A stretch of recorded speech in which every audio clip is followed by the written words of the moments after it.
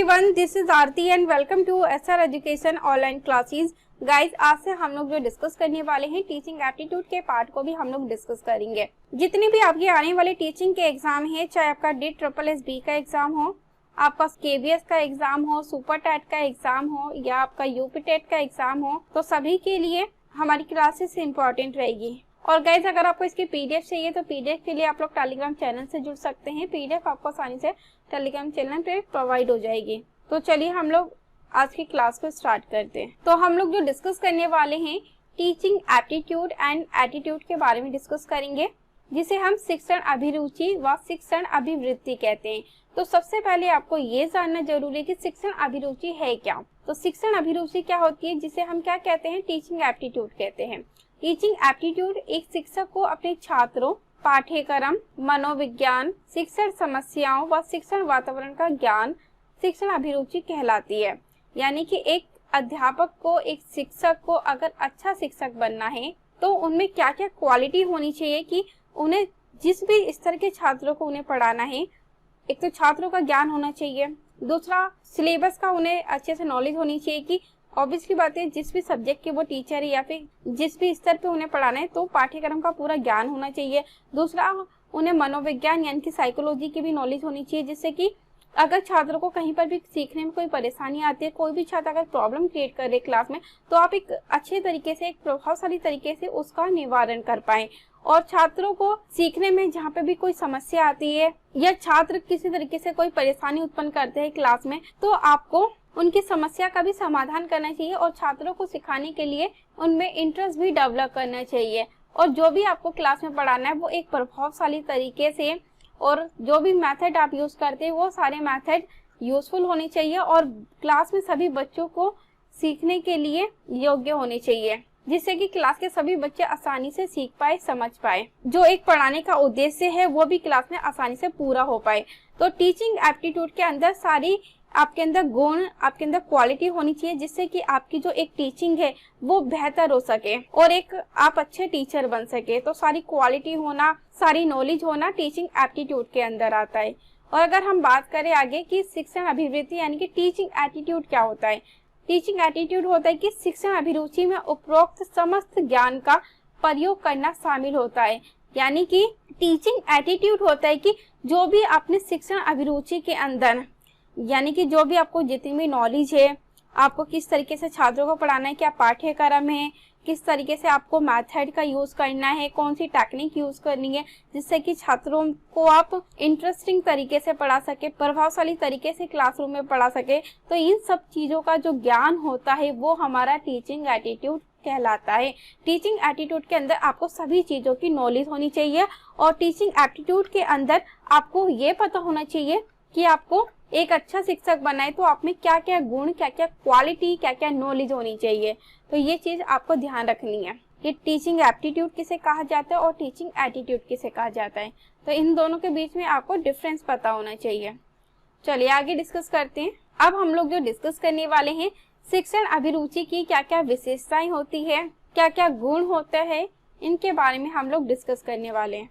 चलिए डिस्कस करते हैं टीचिंग एप्टीट्यूड की क्या क्या विशेषताएं होती है। तो सबसे पहले आपको याद रखेंगे जो शिक्षण है वो क्या है, एक पेशा है। यानी कि टीचिंग क्या है, एक प्रोफेशन है।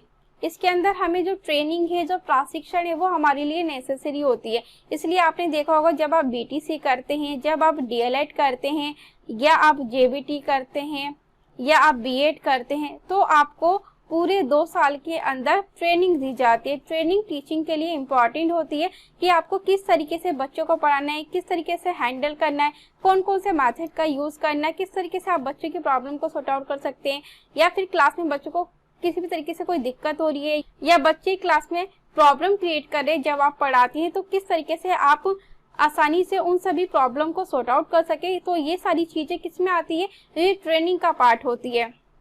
इसलिए टीचिंग क्या है, एक प्रोफेशन है, इसलिए टीचिंग के अंदर ट्रेनिंग देना नेसेसरी होती है। जैसे डॉक्टरी में आपको 5 साल की पढ़ाई जाती है, उसी तरीके से टीचिंग का जो पूरा कोर्स होता है, डिप्लोमा होता है, वो 2 ईयर का होता है, जिसमें आपको टीचिंग से संबंधित सारी नॉलेज, सारे ज्ञान दिए जाते हैं ट्रेनिंग के समय। और आपको किस तरीके से बच्चों को पढ़ाना है, हैंडल करना है, कैसे प्रॉब्लम सॉर्ट आउट करना है, ये सारी चीज़ें और टेक्निक सिखाई जाती है। तो ये चीज़ आपको ध्यान रखना है। आगे डिस्कस करते हैं अगली क्या विशेषता होती है टीचिंग की, वो है टीचिंग पेशे की भी अपनी जो है वो आचार संहिता होती है। जैसे कि उनकी वेशभूषा कैसी होती है टीचरों की, सिंपल टाइप की उनकी वेशभूषा होती है और व्यवहार शिक्षण पेशे के अनुकूल तथा मर्यादित होता है।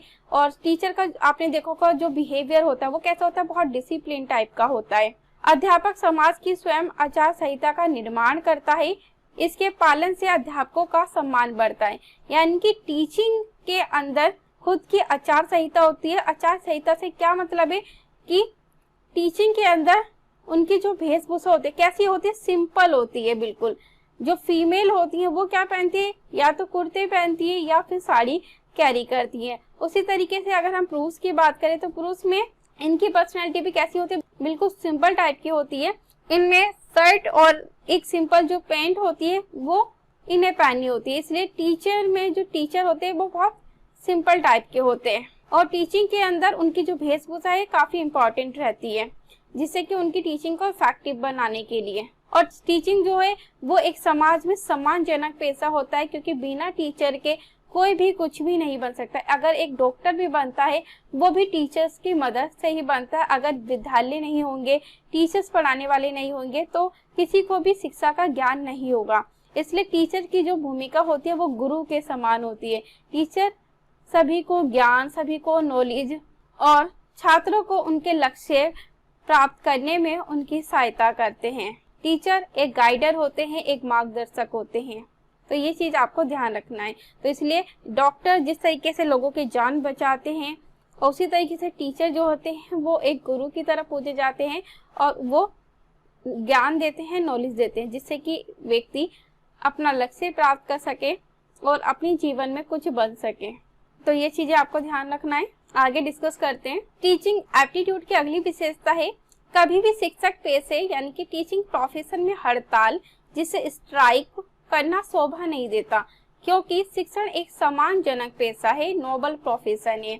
देखो मैंने अभी वही बताया कि टीचिंग क्या है, एक सम्मानजनक पेशा होता है और टीचर को गुरु के समान पूजा जाता है। और टीचर को कभी भी स्ट्राइक करना, कभी भी हड़ताल करना शोभा नहीं देता। अगर उन्हें हड़ताल करनी है, अपनी मांगों को गवर्नमेंट के आगे, सरकार के आगे रखना है या प्रशासन के आगे रखना है, तो बहुत ही सावधानी से, बहुत ही आसानी से उन्हें रखना चाहिए, जिससे कि ना तो बच्चों की पढ़ाई का कोई लॉस हो, ना ही टीचर को कोई लॉस हो। तो अगर उन्हें स्ट्राइक करनी है तो जैसे अपने हाथ पे जो ब्लैक कलर का बैंड बांध के वो स्ट्राइक कर सकते हैं। स्ट्राइक के भी अलग अलग तरीके से होते हैं, तो जो भी तरीका अच्छा होता है, सुटेबल होता है, जिससे कि आपकी टीचिंग पे भी कोई इफेक्ट ना पड़े, आप क्लास में अच्छे से बच्चों को पढ़ा पाए, बच्चों का भी लॉस ना हो, तो आप अच्छे से उसे फॉलो करके स्ट्राइक भी अपनी मांगों को भी गवर्नमेंट के आगे रख सकते हैं, बिल्कुल शांतिपूर्ण तरीके से। तो एक टीचर को डिसिप्लिन में रहना, सभी चीजों का ध्यान रखना, सही उच्चारण करना जरूरी है, क्योंकि एक बच्चे के लिए, एक समाज के लिए जो टीचर होता है वो एक अच्छा रोल मॉडल होता है। आगे डिस्कस करते हैं। स्ट्राइक ना करके अपनी मांगों की ओर ध्यान दिलाने के लिए पढ़ाने के बाद सांकेतिक धरना यानी कि धरती पर बैठना दिया जा सकता है। तो मैंने वही बताया कि अगर आपको स्ट्राइक करना है, अपनी बातें प्रशासन के आगे, एडमिनिस्ट्रेशन के आगे रखनी है, तो आपको धरती पे बैठ के आप लोग धरना दे सकते हैं। वो या तो आप ब्लैक कलर का बैंड बांध सकते हैं, या आप माथे पे, अपने फोrehead पे पट्टी बांध के आप स्ट्राइक कर सकते हैं शांतिपूर्ण तरीके से, या फिर आप पोस्टर लगा के स्ट्राइक कर सकते हैं। यानी कि जिस भी तरीके से, जो भी शांतिपूर्ण तरीके से अगर आपको स्ट्राइक करनी है तो आपको वो स्ट्राइक करनी चाहिए और पढ़ाने के बाद करनी चाहिए। यानी कि क्लास में छात्रों को पढ़ाने के बाद ही आपको स्ट्राइक करनी चाहिए, जो आपका टाइम बचता है उसमें, जिससे कि छात्रों का भी लॉस ना हो और प्रशासन का भी लॉस ना हो। और अपनी जो बातें हैं वो शांतिपूर्ण तरीके से जब आप एडमिनिस्ट्रेशन के आगे, प्रशासन के आगे रखोगे, तो वो भी आपकी बातों को वैल्यू देते हैं और आपको महत्व देते हैं, और आपकी जो प्रॉब्लम होती है, जो समस्याएं होती है, उसे भी सॉल्व करते हैं। तो इस चीज का आपको ध्यान रखना है। आगे डिस्कस करते हैं टीचिंग एप्टीट्यूड के अंदर अगली क्या विशेषता होती है। एक छात्र के लिए सबसे बड़ा जो प्रेरणा स्रोत होता है, जो मोटिवेटर होता है, वो कौन होता है? उसका शिक्षक होता है, उसका टीचर होता है। तो आपने देखा होगा छोटे बच्चों को प्राइमरी स्तर पे जो छोटे बच्चे होते हैं वो टीचर को ही अपना रोल मॉडल मानते हैं, यानी कि टीचर जिस तरीके से बिहेव करते हैं, टीचर का जिस तरीके से बच्चों के साथ बिहेवियर होता है, तो जो बच्चे होते हैं वही चीज टीचर से लर्न करते हैं, टीचर से सीखते हैं और घर में भी अपने पेरेंट्स से ज्यादा टीचर को महत्व देते हैं कि मेरी टीचर ने ये कहा है बिल्कुल सही कहा है और मेरे टीचर बहुत अच्छे हैं, बहुत अच्छी तरीके से बातें करते हैं, बहुत डिसिप्लिन वाले हैं। तो इस तरीके से टीचर को बहुत ही मर्यादा में रह के, बहुत ही डिसिप्लिन में रह के और अपने सही उच्चारण करके छात्रों के सामने व्यवहार करना चाहिए। यानी कि एक शिक्षक के अंदर समस्त गुण होने चाहिए, एक अच्छी आदतें होनी चाहिए, व्यवहार समस्त बच्चों में आ जाते हैं, क्योंकि टीचर का जिस तरीके से व्यवहार होता है बच्चे भी उसी तरीके से व्यवहार करते हैं, क्योंकि टीचर्स को ही बच्चे अपना रोल मॉडल मानते हैं। इसलिए टीचर्स को अपने आप को बच्चों के सामने जब भी प्रस्तुत करना है तो बहुत ही अच्छे तरीके से, प्रभावशाली तरीके से और डिसिप्लिन के साथ उन्हें बच्चों के सामने अपनी भूमिका अदा करनी चाहिए, जिससे कि बच्चे टीचर से अच्छी चीजें सीख सके और अच्छा एडॉप्ट कर पाए। आगे डिस्कस करते हैं, लेकिन इसके लिए सर्वप्रथम स्वयं शिक्षक में अच्छे गुणों या आदर्शों का होना आवश्यक है। तो मैंने क्या बताया कि छोटे बच्चे टीचर्स को ज्यादा महत्व देते हैं, टीचर्स को ज्यादा रोल मॉडल मानते हैं, उनके लिए टीचर ही सब कुछ होता है। इसलिए सबसे पहले टीचर्स के अंदर सारी चीजें, गुण, क्वालिटी होना, डिसिप्लिन होना जरूरी होता है। छात्रों में अच्छी आदतें डालने के लिए कहानी, कविताएं, भाषण, उपदेश, नाटक आदि अधिक उपयोगी नहीं है, बल्कि शिक्षा का अनुकरणीय आचरण उपयोगी होता है। देखो, प्राइमरी स्तर पे अगर छात्रों में गुड हैबिट आपको डेवलप करनी है तो सबसे ज्यादा इम्पोर्टेंट क्या रहता है? टीचर का बिहेवियर रहता है, क्योंकि बच्चे जो सीखते हैं वो टीचर से लर्न करते हैं, टीचर जिस तरीके से बिहेव करते हैं बच्चों के साथ। और प्राइमरी स्तर पे आपको ये भी याद रखना है, अगर क्वेश्चन पूछा जाता है कि प्राइमरी स्तर पे बच्चे कहानी के माध्यम से, कविताओं के माध्यम से, भाषण के माध्यम से, उपदेश या नाटक के माध्यम से बच्चों में गुड हैबिट डेवलप नहीं की जा सकती। कैसे की जाती है? सिर्फ शिक्षक का जो अनुकरणीय आचरण है वो अच्छा होना चाहिए। बच्चे शिक्षक से सीखते हैं प्राथमिक स्तर पे, और अगर टीचर सभी चीजों का पालन करते हैं, अगर टीचर में अच्छी क्वालिटी है, गुड हैबिट है टीचर के अंदर, तो बच्चों में भी ऑटोमेटिकली वो आ जाती है। इसलिए प्राइमरी स्तर पे टीचर का बिहेवियर, टीचर की आदतें अच्छी होनी चाहिए और टीचर को प्राइमरी स्तर पे बहुत डिसिप्लिन के साथ रहना चाहिए। बच्चों की बातों को वैल्यू देनी चाहिए और बच्चों को भी महत्व देना चाहिए। अगर बच्चे टीचर से कुछ बातें शेयर करना चाहते, कुछ बताना चाहते, तो टीचर को भी उनकी बातों को सुनना चाहिए। यानी कि टीचर्स को बच्चों के ऊपर भी इक्वली तरीके से ध्यान देना, उनकी बातें भी सुननी है और अपनी भी कहनी है, जिससे कि बच्चे भी टीचर को समझ पाए और टीचर भी बच्चों को आसानी से समझ पाए। तो इस चीज का आपको ध्यान रखना है कि टीचिंग एप्टीट्यूड के अंदर क्या क्या आपके अंदर गुण होनी चाहिए। चलिए आगे डिस्कस करते हैं। टीचिंग एप्टीट्यूड के अंदर अगली जो विशेषता होती है, शिक्षिकाएं अत्यधिक संवेदनशील, भावुक एवं मातृत्व से परिपूर्ण होती है। अतः पुरुष शिक्षकों की तुलना में वे प्राथमिक स्तर पर अधिक उपयुक्त होती है। देखो, यहाँ पे इम्पोर्टेंट क्वेश्चन है आपका, और क्वेश्चन हमेशा पूछा जाता है आपके पीआरटी के एग्जाम में। सबसे प्रभावशाली टीचर कौन होते हैं, फीमेल टीचर या मेल टीचर? तो सबसे प्रभावशाली जो टीचर होते हैं वो फीमेल टीचर होते हैं। क्यों? क्योंकि जो फीमेल होती है वो बच्चों के साथ उनका जो बिहेव होता है वो एक माता का अपने बच्चों के साथ जिस तरीके से बिहेवियर होता है, तो टीचर्स भी बच्चों के साथ वैसे ही बिहेव करते हैं। और जो टीचर होती है, जो फीमेल होती है, वो बहुत भावुक होती है, बच्चों की बातों को बहुत ज्यादा वैल्यू देती हैं। तो इसलिए प्राइमरी स्तर पे जो सबसे ज्यादा महत्व दिया जाता है वो फीमेल टीचर को दिया जाता है, जिससे कि बच्चे जब छोटी क्लासों में अपनी माता को छोड़ के आते घर से पढ़ने के लिए, जब वो टीचर्स को देखते हैं, उनका जो रिलेशन होता है बच्चों के साथ बहुत ही ज्यादा अटैच होता है और वो बच्चों को प्राथमिक स्तर पे आसानी से समझ पाती हैं। और बच्चों को जो नीड होती है, जो जरूरत होती है, जिस तरीके से पढ़ना चाहते हैं बच्चे, टीचर उसी तरीके से पढ़ा पाते हैं उनकी समस्या को देखकर। और वहीं जो पुरुष टीचर है बच्चों के साथ इतना अटैच नहीं हो पाते। तो इसलिए प्राइमरी स्तर पे सबसे ज्यादा जो वैल्यू दी जाती है वो फीमेल टीचर को दी जाती है। तो इस चीज का आपको ध्यान रखना है। आगे डिस्कस करते हैं। अगली जो विशेषता है, छात्रों की अनेक समस्याएं होती हैं तथा समस्या के समाधान में उन्हीं की मदद लेंगे। यदि समस्या छात्रों के समूह की हो तो उसे क्रियात्मक अनुसंधान से सुलझाएंगे। यहाँ पे आपको क्या याद रखना है, इंपॉर्टेंट पॉइंट है यहाँ पे कि अगर छात्रों को कोई समस्या होती है, ऑब्वियसली बात है कि छात्रों को विद्यालय स्तर पे काफी समस्या होती है, या तो वो विद्यालय से रिलेटेड होती है, या बच्चे की फैमिली से रिलेटेड होती है, या बच्चे के दोस्तों से रिलेटेड होती है, या किसी भी तरीके से बच्चों को सीखने में जहाँ पे भी कोई परेशानी आ रही है तो बच्चों को किसी न किसी प्रकार की परेशानी जरूर होती है। अगर जो समस्या है वो छात्रों के समूह से होती है, अगर समस्या विद्यालय से जुड़ी होती है, यहाँ पे क्या याद रखना है, अगर छात्रों की समस्या विद्यालय से, स्कूल से जुड़ी होती है तो उसे हम क्रियात्मक अनुसंधान यानी कि एक्शन रिसर्च के द्वारा सॉल्व करते हैं। और एक्शन रिसर्च पे ऑलरेडी मैंने सेपरेट वीडियो बना रखी है और ये इम्पोर्टेंट टॉपिक है आपका, और हमेशा 1 नंबर का क्वेश्चन या 2 नंबर का क्वेश्चन आपसे एक्शन रिसर्च या क्रियात्मक अनुसंधान से पूछा जाता है, तो आप वहां से एक्शन रिसर्च के टॉपिक को आसानी से कवर कर सकते हैं। आगे डिस्कस करते हैं। टीचिंग एप्टीट्यूड के अंदर अगली जो विशेषता है, शिक्षक अभिभावक संघ यानी कि पीटीए का उद्देश्य शिक्षक तथा अभिभावक मिलकर छात्रों के सर्वांगीण विकास की नीति बनाते हैं व लागू करते हैं। पहली बात तो आपको क्या याद रखना है, पीटीए का फुल फॉर्म क्या होता है। पीटीए का फुल फॉर्म है टीचर्स पेरेंट्स एसोसिएशन। क्या है पीटीए का फुल फॉर्म?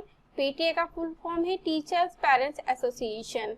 और पीटीए का उद्देश्य क्या होता है, शिक्षक और अभिभावक मिलकर छात्रों के ओवरऑल डेवलपमेंट के ऊपर प्लानिंग करते हैं, उसे लागू करते हैं, जो भी छात्रों को परेशानियां होती है, समस्या होती है, उनकी समस्या को सॉल्व करते हैं। तो यहाँ पे छात्रों के ओवरऑल डेवलपमेंट के ऊपर बल दिया जाता है और टीचर्स को पेरेंट्स के साथ हमेशा कोऑर्डिनेट करते रहना चाहिए, जिससे कि छात्र पढ़ाई में अच्छे हो सके और छात्रों को पढ़ाई में किसी भी तरीके की कोई परेशानी ना उत्पन्न हो। और टीचर्स को भी छात्रों की सारी प्रॉब्लम शेयर करनी चाहिए और पेरेंट्स को भी टीचर के साथ सारी प्रॉब्लम शेयर करनी चाहिए।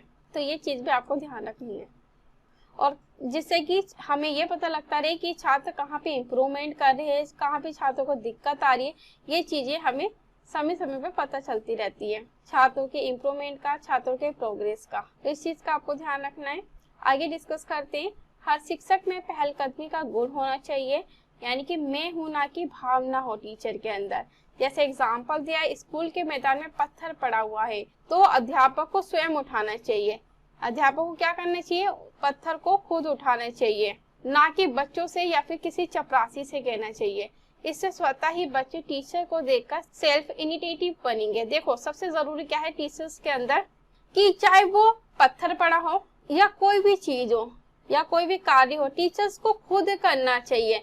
और जब टीचर डिसिप्लिन में रहेंगे, टीचर में अच्छे गुण होंगे, तभी वो जो गुण है वो छात्रों में विकसित हो पाते हैं, क्योंकि टीचर्स के ऊपर छात्र बहुत ज्यादा निर्भर रहते हैं और टीचर्स को ही अपना रोल मॉडल मानते हैं। टीचर जिस तरीके से बिहेव करते हैं, छात्र भी उस तरीके से बिहेव करते हैं। इससे टीचर्स को खुद के अंदर सारी क्वालिटी, सारे गुण, सारी हैबिट्स और अच्छी तरीके से उन्हें व्यवहार करना चाहिए। तो सारी चीजें शिक्षक के अंदर विकसित होनी चाहिए, जिससे कि छात्र उनसे अच्छे प्रकार से सीख पाए और उससे अपने बिहेवियर में शामिल कर पाए टीचर के अच्छे गुण को। और टीचर्स को देखकर ही छात्र सारी चीजें सीखते हैं, इसलिए टीचर्स को पहले खुद सारे कार्य करने चाहिए और किसी दूसरे से नहीं करवानी चाहिए। तो इस चीज का भी आपको ध्यान रखना है। आगे डिस्कस करते हैं।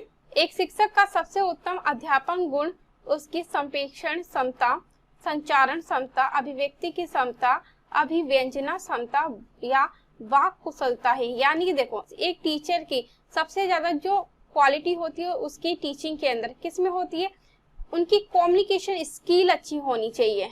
और उनकी कम्युनिकेशन स्किल अच्छी होगी तो वो अच्छे प्रकार से छात्रों को क्लास में पढ़ा भी पाएंगे, समझा भी पाएंगे, छात्रों की समस्या भी सॉल्व कर पाएंगे। और दूसरा, जो भी टीचर क्लास में पढ़ा रहे हैं, एक तो उन्हें अपने सब्जेक्ट की नॉलेज होनी चाहिए और दूसरा किस तरीके से क्लासरूम में पढ़ाते हैं, एक अच्छे मेथड का उन्हें प्रयोग करना चाहिए, प्रभावशाली तरीके से पढ़ानी चाहिए, जिससे कि क्लास के सभी जो छात्र हैं वो इंटरेस्ट लेके आसानी से पढ़ पाए। और टीचर का जो उद्देश्य होना चाहिए वो क्लासरूम के सभी छात्रों को सिखाने का होना चाहिए। और टीचर्स के द्वारा जो भी मेथड का प्रयोग किया जाना चाहिए वो ऐसे मेथड का प्रयोग किया जाना चाहिए जिससे कि सभी छात्रों को सीखने में आसानी हो और टीचर्स की कम्युनिकेशन स्किल इसके लिए अच्छी होनी चाहिए, टीचर को पढ़ाना अच्छे से आना चाहिए, टीचर को अपने सब्जेक्ट की नॉलेज अच्छी होनी चाहिए। दूसरा, टीचर जो भी पढ़ा रहे हैं उनसे अच्छे से एक्सप्लेन कर पाते हैं या नहीं कर पाते, ये चीजें भी काफी वैल्यू होती है और उनकी टीचिंग को इफेक्टिव बनाती है। तो टीचर्स को अपनी इन सारी चीजों के ऊपर वर्क करना चाहिए, ध्यान देना चाहिए। और जब भी छात्रों के सामने पढ़ाएं वो, उससे पहले टीचर को पहले प्री प्लानिंग करनी चाहिए कि उन्हें कैसे पढ़ाना है, कौन सा मेथड यूज करना है, किस तरीके से छात्रों को समझाना है, जिससे कि जो एक पढ़ाने का उद्देश्य है वो क्लास में पूरा हो पाए और छात्र आसानी से समझ पाए। शिक्षक का कार्य है छात्रों को सिखाना, छात्रों को समझाना।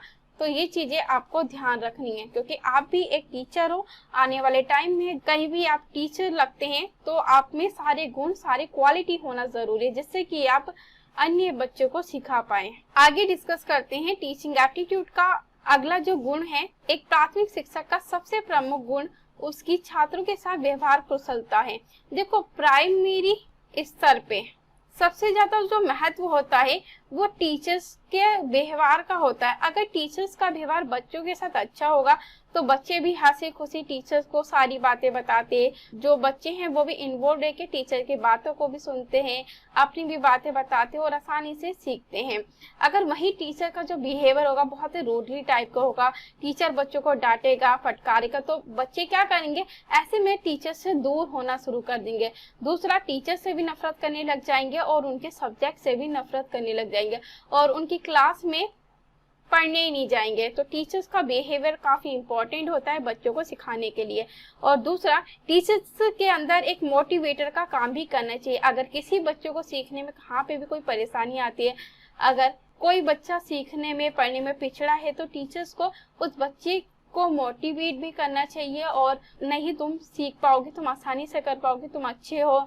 तो इस तरीके का जो मोटिवेशन है वो टीचर को समय समय पे बच्चों को देते रहना चाहिए। और टीचर्स को हर बच्चे के ऊपर ध्यान देना चाहिए। जब तक बच्चे की कोई भी प्रॉब्लम सॉल्व नहीं हो जाती तो टीचर्स को उनकी प्रॉब्लम के ऊपर भी ध्यान देना चाहिए। अगर बच्चे को एक बार में नहीं समझ आता तो टीचर्स को दोबारा भी समझाना चाहिए।